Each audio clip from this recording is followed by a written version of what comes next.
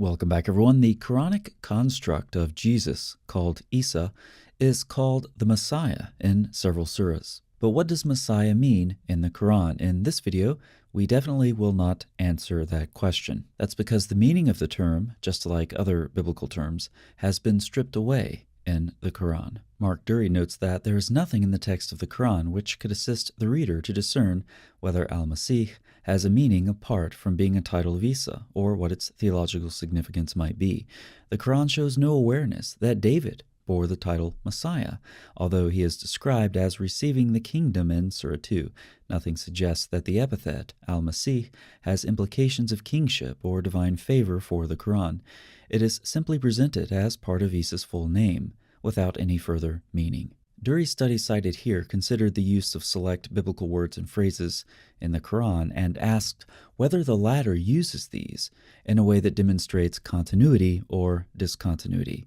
Are meaning and theology preserved in the title Messiah, or are these lost in the Quran? The latter clearly seems to be the case. On the lexical side of things, the issue becomes even more complex. Dury notes that what would appear to be a descriptive epithet is not actually descriptive in the Quran. The form Masih is morphologically unanalyzable in Arabic. It's widely accepted that the Arabic was borrowed from Syriac. In Syriac, this is used not only as a title for Jesus, but also in reference to other anointed biblical figures, such as Moses and Joshua. As a result of the Quran's lack of context, in addition to it likely borrowing its pure Arabic from Syriac, this has left Muslim commentators quite confused. The difficulty of analyzing the Arabic for Messiah opened the door to much speculation by Muslim exegetes about its interpretation. Lane's entry for Masih states that the major lexicographer, Al-Firuzabadi, reported that 50 different meanings have been proposed. The influential commentary attributed to Ibn Abbas suggests the meanings because he travels from one country to another, or the king, or he has standing and position amidst people in the life of this world.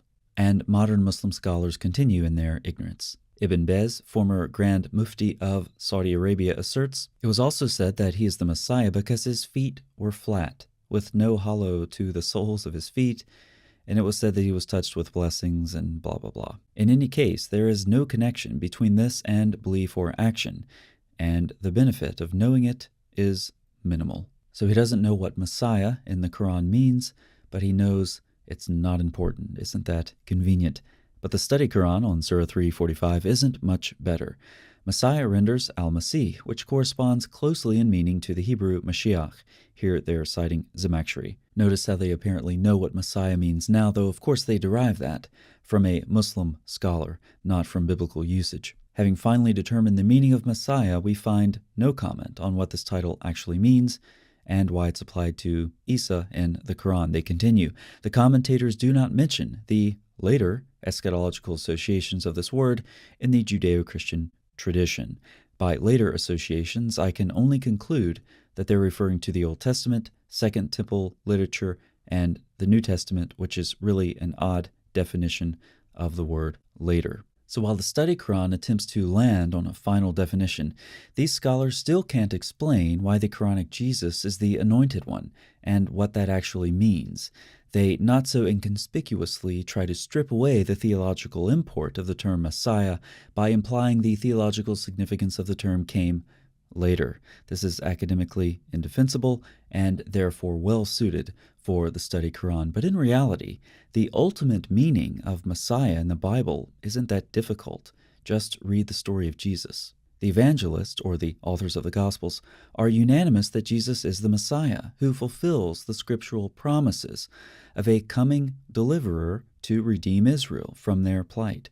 In his exalted state, he's also the leader of the renewed people of God, comprised of both Jews and Gentiles. Many throughout biblical history have been appointed by God for a specific role. They are small m messiahs. But these messiahs, particularly King David, pointed forward. The Bible portrays Jesus as the Messiah. He is God's appointed Redeemer and Deliverer, the final prophet, priest, and king. Much about the Quranic Jesus seems out of place, yet the Quran finds these things too good to exclude. And certainly in this case, the Quran has no business using the word Messiah. The Quran's authors were either completely ignorant of the word's meaning, which is not compatible with Islamic theology, or they chose to confuse the meaning they didn't like while incoherently including the word anyway. Maybe they just like the sound of it, who knows. But as a great Muslim leader has reminded us already in this video, it's not that important, just like all the other problems in the Quran. Thanks so much for watching. I'll see you next time.